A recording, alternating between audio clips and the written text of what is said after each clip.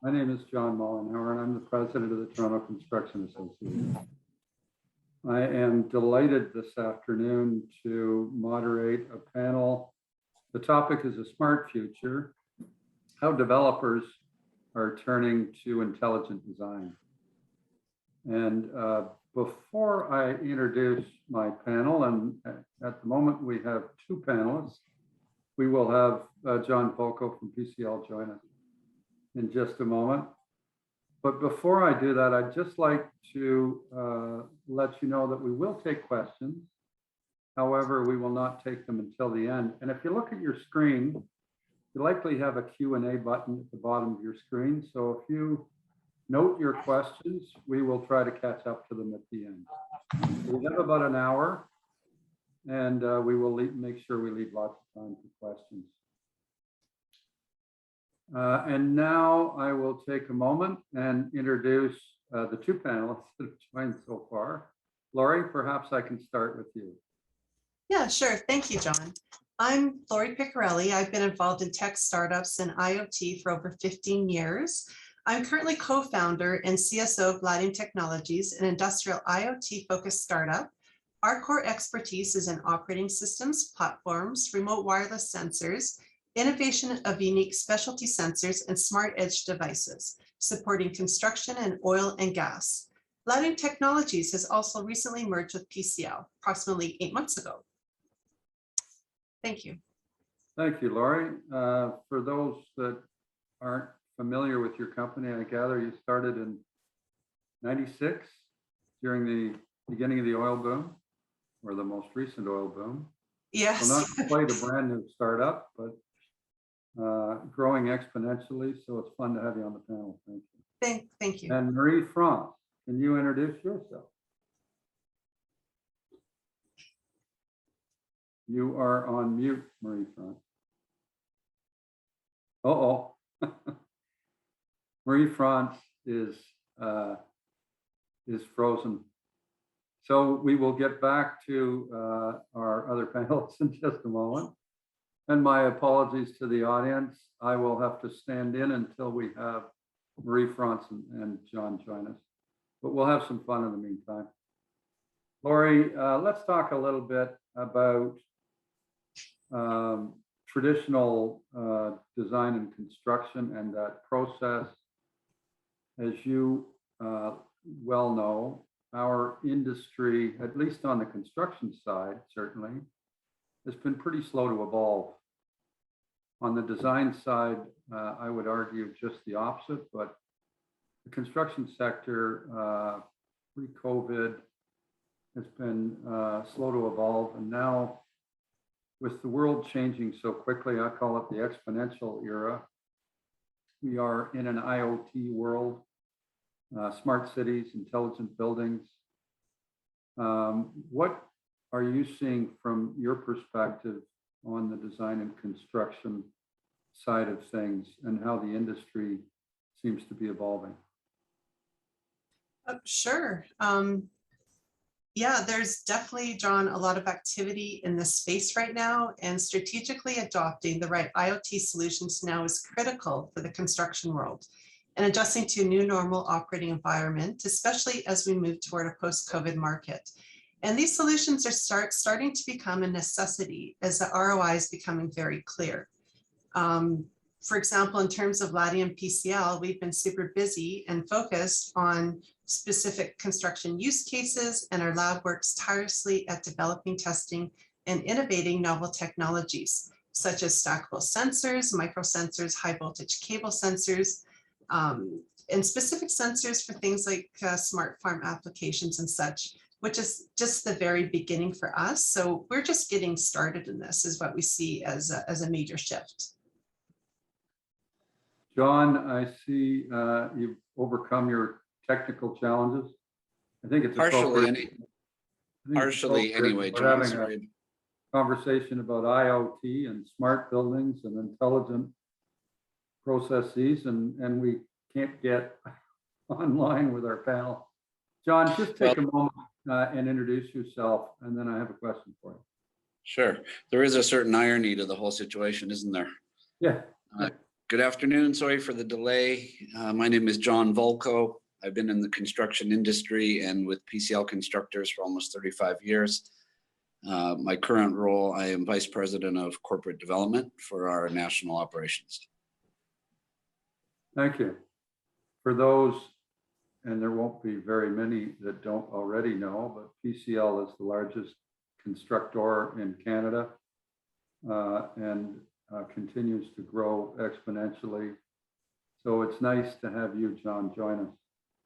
Thank you. Laurin and I were talking a little bit about how the design and construction industry, and I hate to lump them together because on the design side, the architects, the engineers, the specialty consultants are considerably more tech savvy, or have been until the last few years, than us as constructors. But what are you seeing change as we move into the future? Architects, clients asking for more intelligent buildings. What are you seeing from your perspective as a constructor? Well, let me address that through sort of a project life cycle point of view. You know, construction is a industry that's thousands of years old, and we still do many things as we did, you know, thousands of years ago. So there's no doubt that we are slow to adopt as an industry, but therein lies the great opportunity. So, you know, if we look from project inception, schematic design, estimating, you know, when the right design software is utilized, your takeoff for your estimate, it can be virtually done. So saving hours and hours and hours. You know, from a site point of view and the construction execution, you know, again, a lot of things that we're seeing are process related, where you can take a paper process and automate it or put it on an iPad. That's largely where some of the most recent improvement has come from. We are starting to see, you know, sensors and better information, which allows us to make better decisions to hopefully enhance and improve the overall project delivery and reduce timeframes.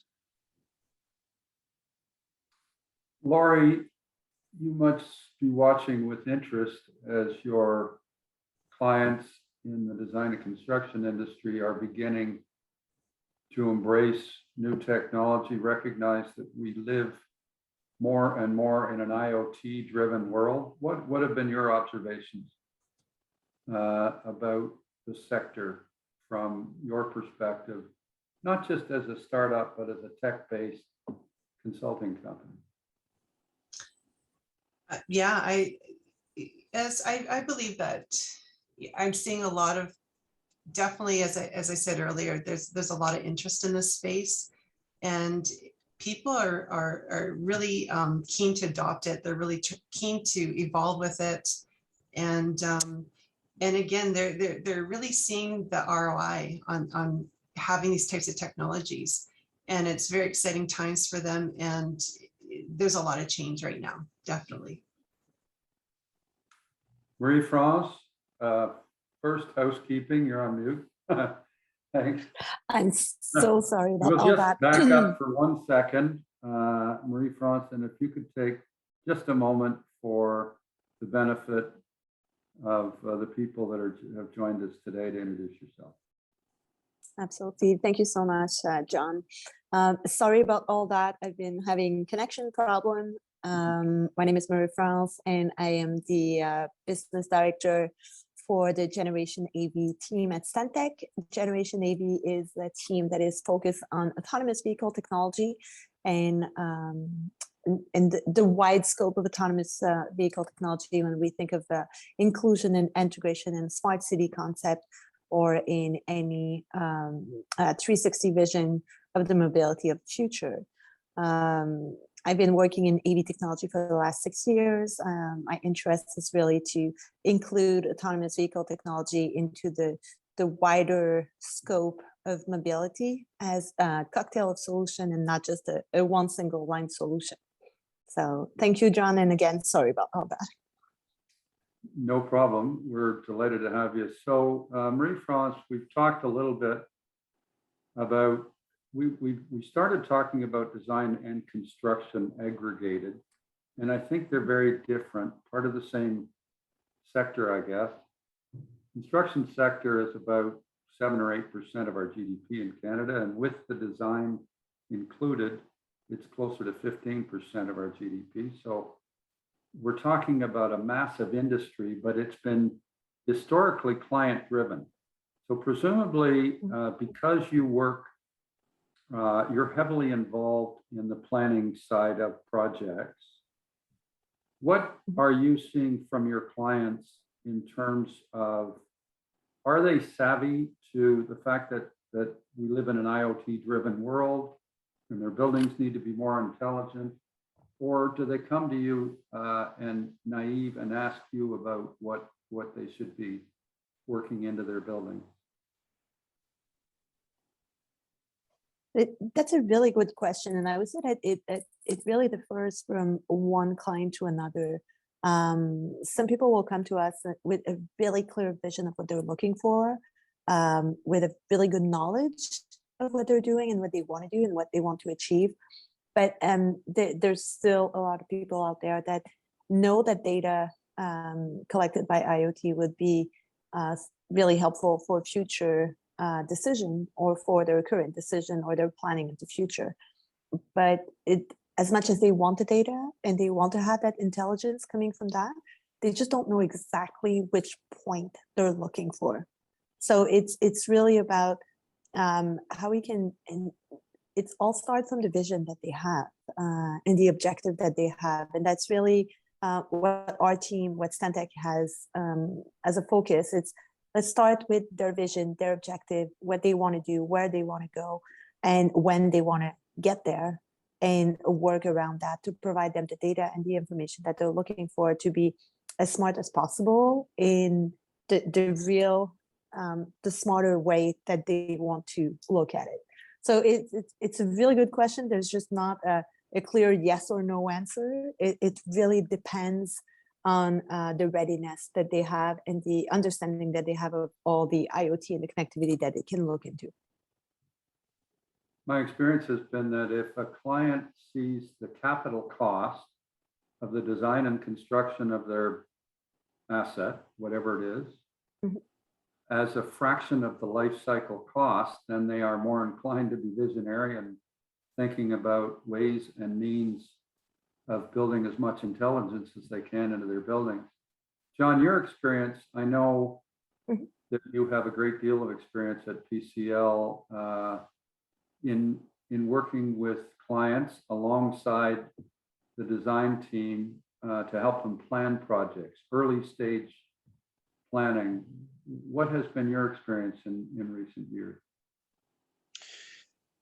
Another great question, John. And you know, we're fortunate that with the size of PCL, we do have the opportunity to get involved in a lot of projects early on. You know, pre-planning, pre-construction, a lot of value-based decisions that take in the life cycle cost of a building, and in the P3 world, financing and operation, right? So, you know, in those opportunities, I would say innovation is happening quite a lot quicker than in the rest of the industry. You know, we have to not forget that a big part of the industry is still driven by, you know, lump sum tender, low price gets the work. And that's just not the right environment for creating innovation and, you know, additional upfront costs to save money down the road. So we need to overcome that hurdle. Well, that's true. The world still mistakes low price as synonymous with best value way too often. Yeah. And it's nice that there are some new methodologies, collaborative methodologies like IPD, where we work collectively, constructors, designers, clients. What about you, Laurie? From your perspective, you bring a perspective that that is very different. You're helping clients but how often do your clients know the kind of help? Do they come to you? Do you go to them? How do you work your way into projects in the early planning stages? Yeah, John, they, in our world, they typically approach us and they have a problem that they need solving. And as both John and Marie France have said, they don't necessarily know maybe how to get there or what technologies they need, but they know that they have this issue and they rely on us to find a solution for them and to line up what technologies that they need to solve their problems. And that's typically how we start the engagement. And Marie-France, in historically, the average client would come presumably with trying to strike that balance between what something's going to ultimately cost, where they're looking to land in terms of quality, whether they're looking for an A building, a B building, or a C building, how quickly they need to bring that product to market. So, I mean, the development community is more sensitized, obviously, to time, but time is money. So everybody is in a hurry. It feels like they condense the front end of our projects so that there's too little time to plan and execute. And then we all of a sudden have to deliver a product quickly. How do you get your clients moving quickly in the right direction? We help them to move quickly by doing it bit by bit. So it's when you think of innovation, innovation is kind of a big elephant. Everyone sees it as something that is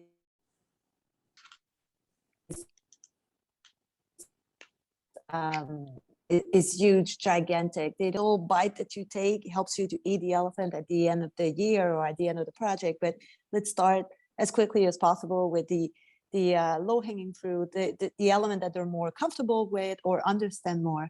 And then from there, you can grow and scale up the project that you are doing. So the way that we have of like accelerating the way that they're doing it is just, let's start bite by bite. And with that, we can eat the entire elephant at the end of the road. But don't try to do everything at once. Don't try to change everything overnight. Just make sure they're comfortable, make sure all the stakeholders are really engaging in the process, that they understand what we're doing.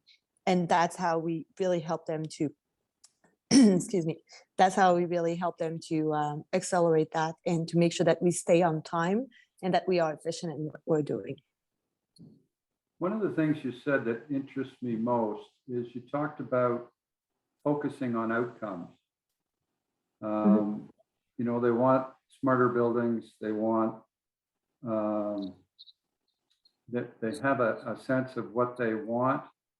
How do you put teams together?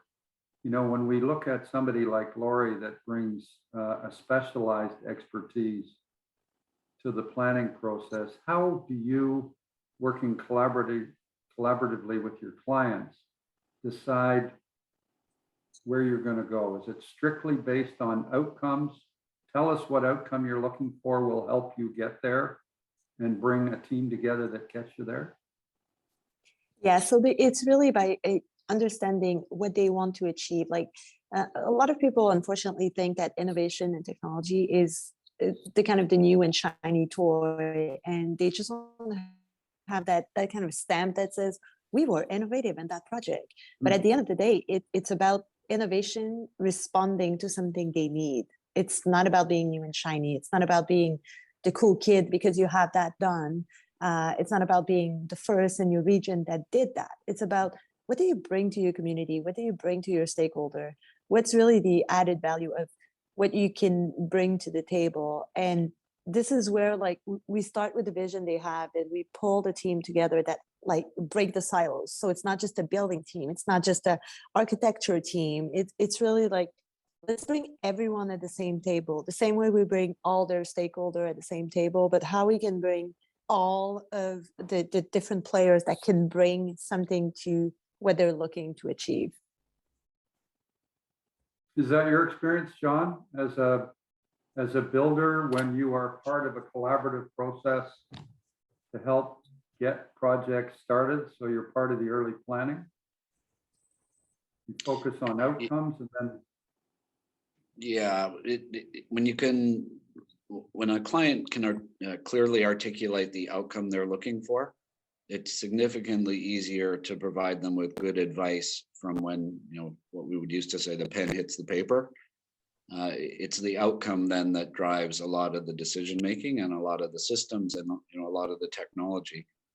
What we see is working best now is with those clients who are willing to invest in technology up front in the very early stages of planning, so that when they come out the other end of the construction process, they've got the digital twin, I'll say, but a digital representation of what has been put into that building.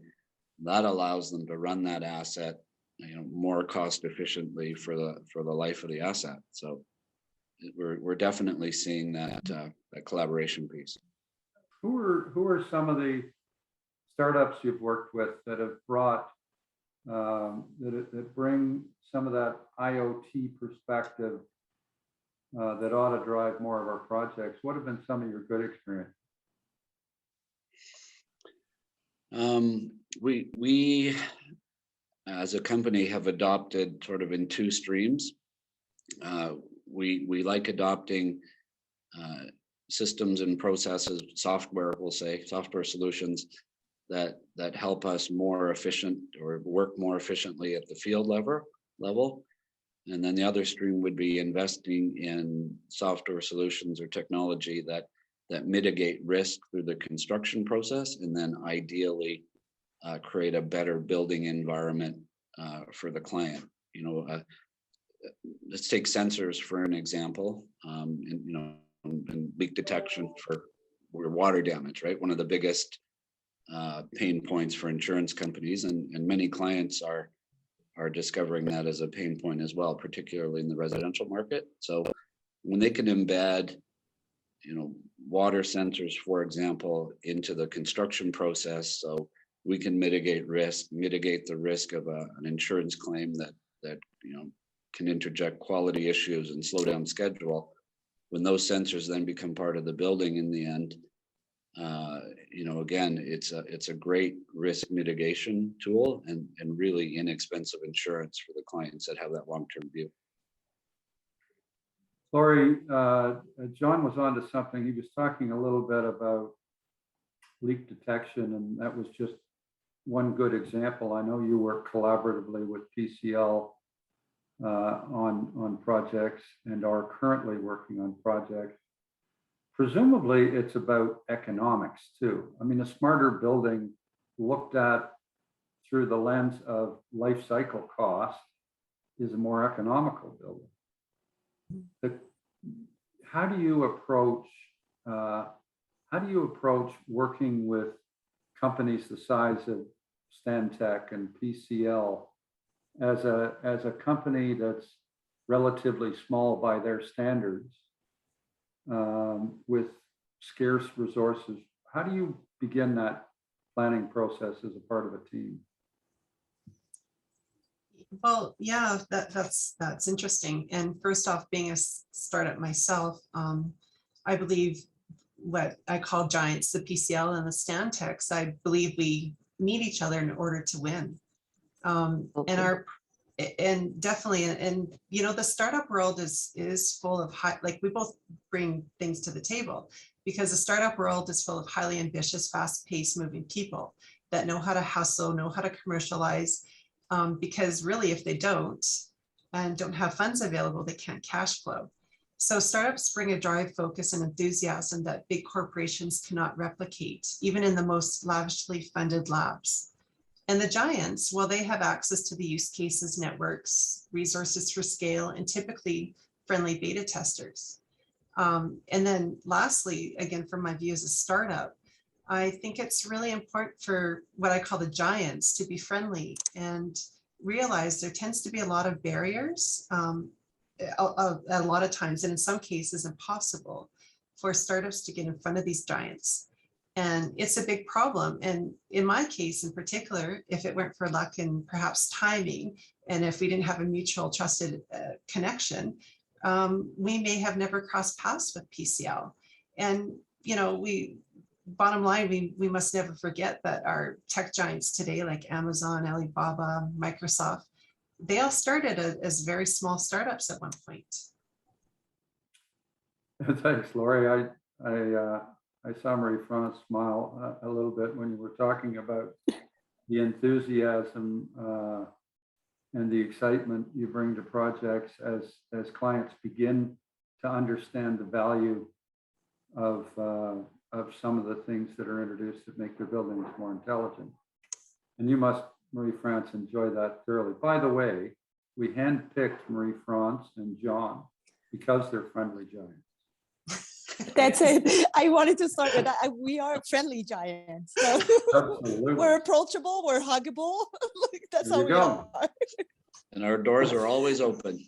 There Yes, you go. but it's very interesting what Laurie was saying, because I've been meeting with some of the startup over the last years, and I think that, again, like she was saying, there's so much energy coming from the startup and so much new ideas that it's worth having that conversation, and it's worth including them in all the projects that we are doing, because we need to see what's happening and how quickly everything is evolving. So it's very, very important to have that. And like myself, Stantec created the Generation AV team.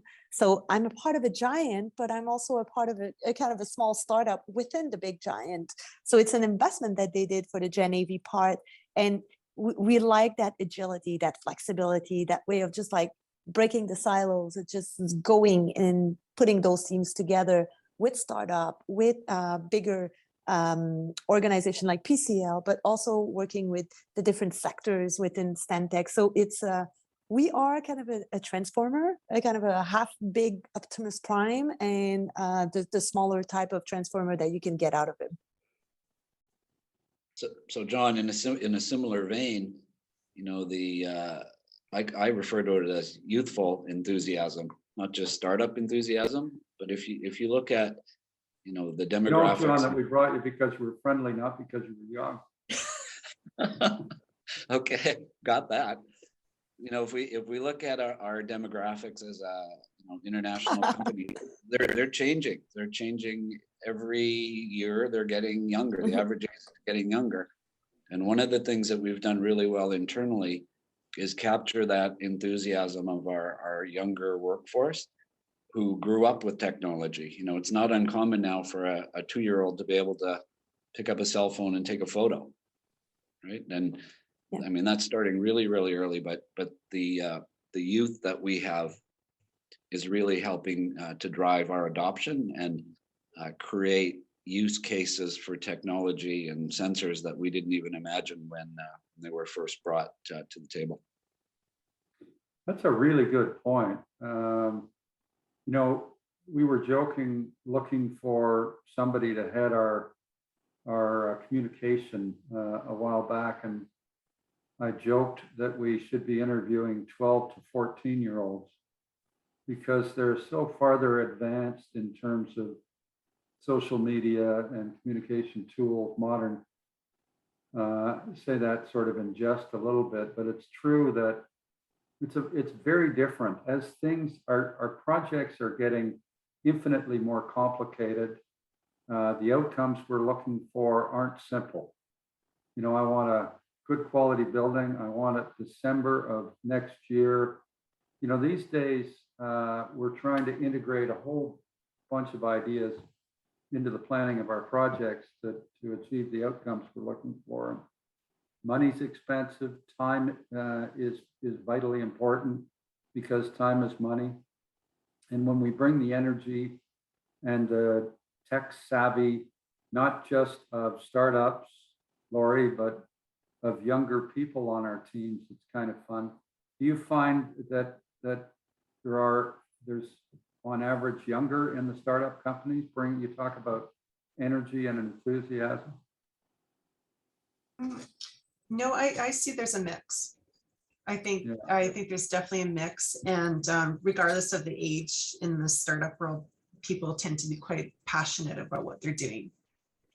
But definitely the young generation brings some really amazing things to the table for sure.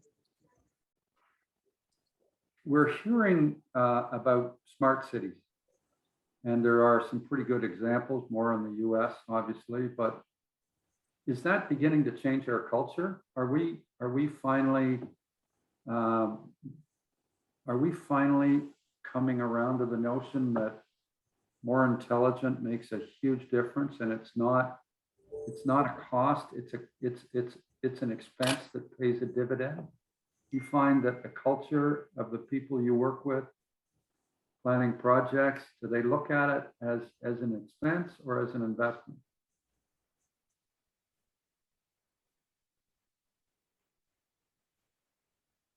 That's a good question. Marie-France is dying to answer. No, I'm sorry. I'm just thinking out loud. Go ahead. John, I'll just chime in on that Right. briefly. 'Cause, you know, we do again have the opportunity to work with clients on some massive projects. When we talk about embedding sensors into the construction process for the benefit of the client in the long term, you know, there's a tremendous amount of data that gets created. So the question is, what do we do with that data, right? So when we talk about smart cities and data, you know, one of the connotations of a smart city for me is the collection of all the data to make life simpler and therefore better. So, you know, I think once we're able to harness all the data, you know, whether it's machine learning or artificial intelligence, we will be much closer to being able to achieve smart cities on a larger scale. You know, right now, if we can get a smart building, that's a pretty positive step forward. I agree. It's about capturing data. Your thoughts, Laurie? Yeah, definitely. I agree with John 100%. Absolutely with that. How do we, those of us that get excited about IoT and more intelligent buildings, how do we play a part in changing the culture, you know, moving the whole industry in that direction? Smarter, more intelligent buildings, IoT driven. What best practices can we recommend? Particularly for, say, John or Marie-France, the smaller companies who don't have the resources to bring in all the expertise that the larger companies do. Do you feel that the culture is changing? So I'll start on that. I'll start on that, John. You know, the culture is definitely changing. The more progressive developers that we work with are embracing technology, and they're embracing technology not for the sake of saying they've innovated or adopted. They're doing it so that they have smarter assets, smarter buildings that last longer, run better, provide a better work environment for their tenants and their clients. So, you know, I guess we're going to get there, right? The barrier right now, or one of the barriers right now is who's going to make the initial investment in the technology to collect the data to make things smarter. That's kind of the tipping point that I see we're at now. Your thoughts on that, Marie-France? And how they're going to use that. We're talking about a significant. Yeah, and how they're going to use that data. Yeah, I agree with what John was saying earlier. Yeah, I agree with what John was saying earlier also. It's that it's the lowest cost, the actual lowest cost that is being considered in most of the project at this point. And we need to bring the longer term value of it. And some people will see it, and the people that will see it will be more ready for the future and what the future can hold. But again, it's always a kind of a battle at this point to like, what's the value of investing a little bit more right now to see what it can leverage for the future, and the people that just wants to have the lowest cost right now because they want to check a box and move to the next project afterwards. So it's really where we're standing right now. My father used to tell me that the design bid build model was designed to be most effective when all things were equal, when it was simple and not complicated. That doesn't happen very often anymore. But why keeping it simple when you can make it complicated, right? well, I think that the reason we talk about this as the exponential era is that we are flooded with information about how our assets, our buildings can be made more intelligent, and clients or buyers of design and construction are beginning to understand the value of integrating intelligence, capturing data into their building. Laura, you've worked with many clients, presumably most of whom who see that, which, do you see the world changing quickly? Do you see more and more and more asking for the kind of help you can provide and other startups can provide? Yeah, definitely. And from where I sit, with my work, I'm seeing industry leaders becoming increasingly active, and they're investing as a matter of necessity. They're investing in things like the tech savvy talent to activate company-wide strategies. They're also looking very closely at M&A. They're looking at partnerships. They're looking at other aligned investments. And I'm seeing that they're very intentional about choosing to disrupt themselves, because they may be where they could become a target for disruption otherwise. And prop tech adoption will play a huge part in how these players are evolving to remain relevant. And what I'm also seeing is, because the industry leaders have taken such an aggressive approach, their competitors will have to follow suit, which I'm also seeing is leading to an increased demand for the prop tech solutions across the board. That's really interesting. I mean, you're talking about disruption, and that's what it is, right? We're being disrupted. All this new technology, smart buildings. It's going to be very difficult for a developer or for somebody developing an asset to be competitive if they haven't sufficiently planned their projects and worked the value of more intelligent buildings.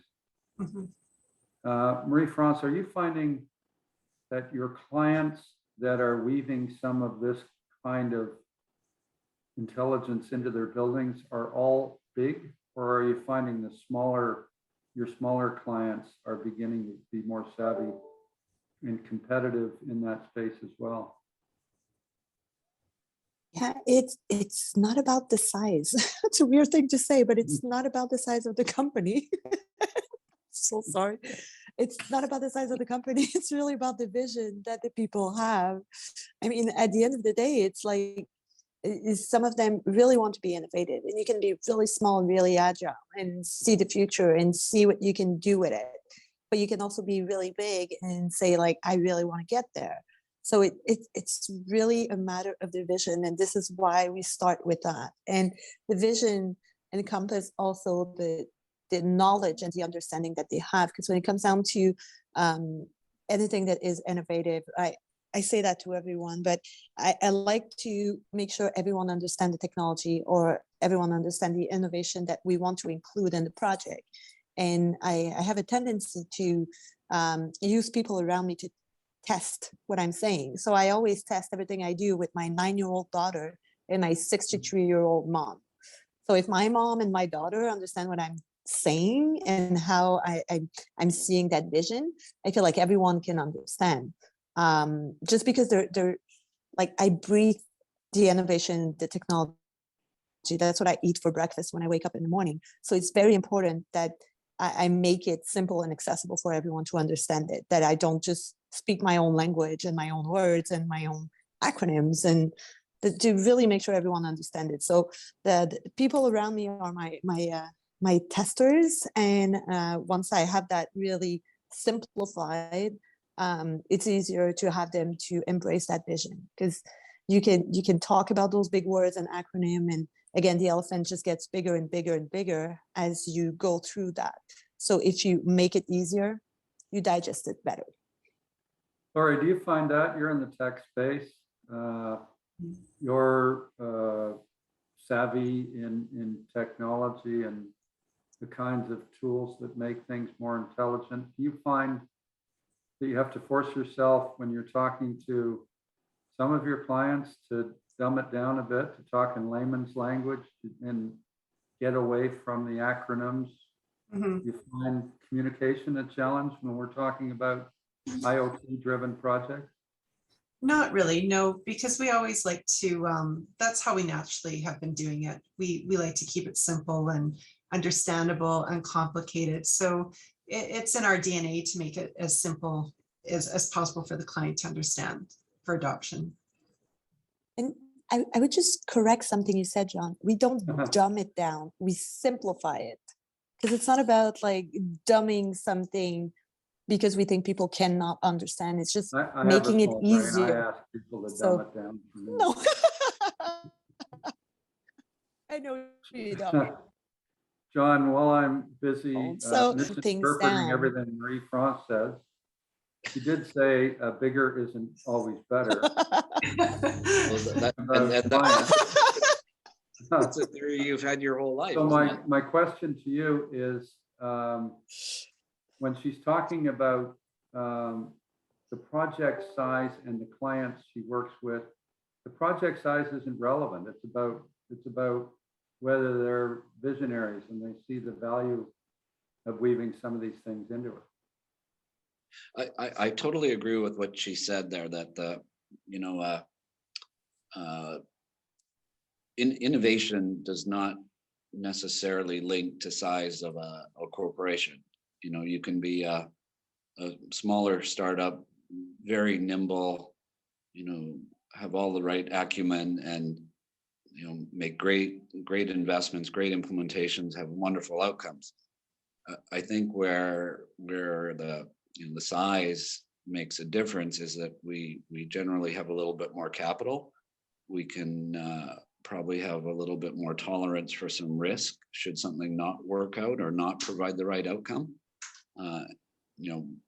The downside of a big company, we might not be as nimble as we would like to be, or as agile, but there's space for both approaches to implementing innovation and getting technology part of mainstream in design and construction. I found humor in that. You're talking about not being agile, and yet agile is the name of your sub-assembly plant, which I find. There you go.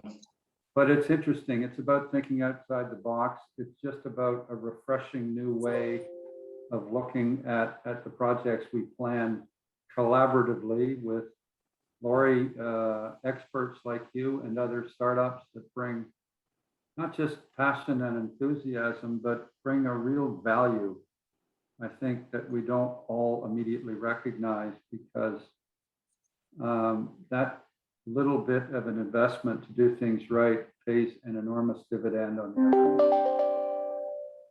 the other. Sorry, just before I go back to questions, I see that we're beginning to get a couple of questions, and I just want to encourage people to use the Q&A or use the chat function.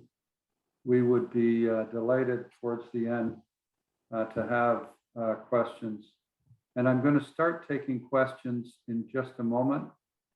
Just one final question.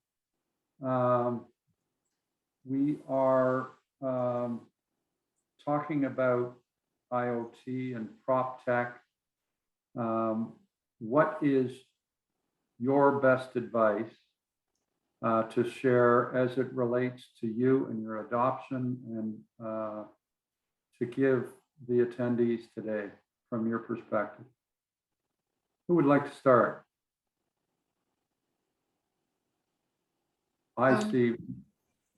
I'll start us off on that one, John, and hopefully there might be my final words. My best advice would be that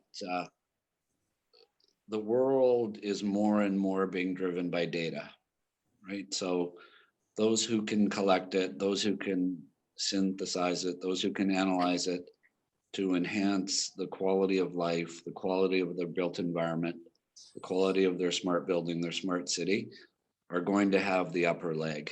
You know, we're all competing for something, whether we're competing for a piece of work to build a building, or our clients who are competing to get a tenant, or residential builders who are competing to get purchasers and renters into their buildings. We're all competing for something. So, the sooner we can invest in the technology, get the data, analyze the data, those people that do that first are going to have the leg up. Laurin? And it will be a competitive advantage. Mhm. Yeah, that's so true, John. Yeah, I would say I view prop tech solutions through a holistic lens, build them into a broader strategic approach or platform, which is absolutely critical. And of course, I'd love to see more women in the space and also more interactions between the startups and the giants, if you will. Back to our friendly giants, Marie-France. One of the things I would say is that you mentioned thinking outside the box. I think that right now, when it comes down to innovation and what the future holds, it's an empty book. So we're writing the book as we speak. And I think that the data and everything that we can connect and gather as information is kind of our index. Like that's what's going to lead to writing that book afterwards. So start smart, start by knowing and understanding what you have right now and where you want to be. And that's how you're going to write the best book. Try not to scratch too much, because if you scratch too much in your book, people will stop reading after the first chapter. I have a question that I find interesting. This has come from the floor. Have you had an epic failure? Something you're comfortable talking about it. Obviously, we aren't going to name names, but what would a failure look like? What would you describe a failure if you're involved, Laurie, in a project? What would be a failure, and how catastrophic can that be? For startups, that's a really great question. And I know for startups, if you go to the Valley, and they'll always say, well, there's no such thing as a failure in technology. It's all learning. That's their mantra there. We haven't had anything. And, when we're on our own as a startup, that would have been very bad for us to have something that didn't work. Because then you would, in general, any tech company, if they're having technology that doesn't work, obviously that wouldn't be credible. I mean, that would be pretty much suicide. So if that's, the case there, that's one example. But yeah, that's an interesting question. It doesn't have to be an epic failure by any standard. And the question isn't that specific, but it's interesting. We learn so often more from the things that go sideways than the things that go right. Mm-hmm. Anything you want to add, Marie-France or John? I would add to that the best, the most epic failure would be not to try. The technology and how the world is moving right now, we need to try. We can't just stand still and wait for something to fix it by itself. So the most epic failure is the people that just say, like, I'm there, I put my hands in the air, and I'll wait to see what happens. That would, for me, the clients that have reacted like that have experienced the biggest failure, what I call a failure, which is not specifically the project failed, but it failed to give them a leg on what they were doing in the future. John, a slightly different question for you. Effective IoT adoption means all systems are interconnected. Are businesses ready for this level of collaboration and shared systems? That question comes from the floor. Yeah, we're getting there. We're getting closer to that. You know, if you're an early adopter, you're doing that for a reason. Hopefully, it's to be better. Like, you know, when we invest in technology, it's to be better builders. I think that yeah. Well, I don't know what else to say about that, John, actually. No, I think that's a good answer. I mean, connectivity, data sharing, data collecting and sharing, you know, we have to invest in technology to make those things happen. I think your answer is a good one.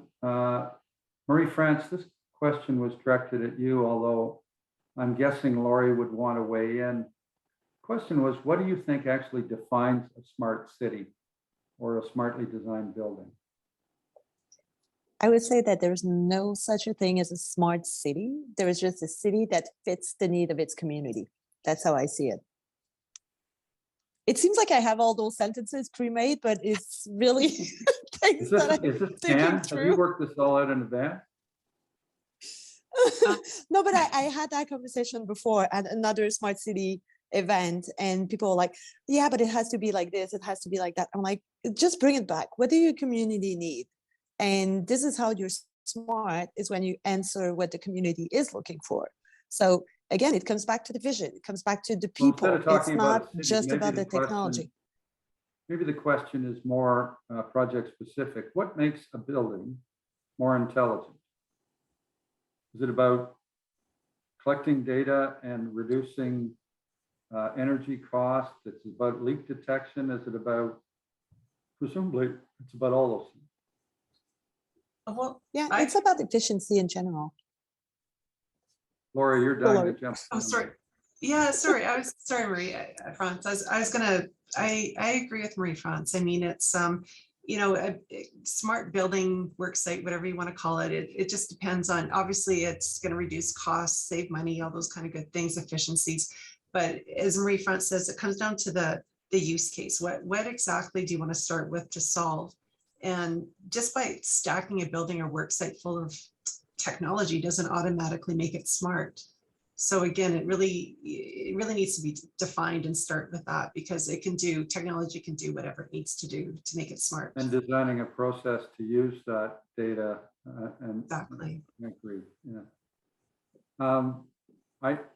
I wish we had time for many more questions, because I know how much fun we're having with this, and I know that the attendees are really learning a great deal from all of you. So thank you.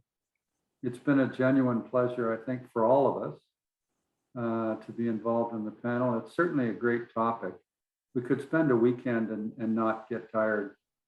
So compressing it into an hour is a challenge.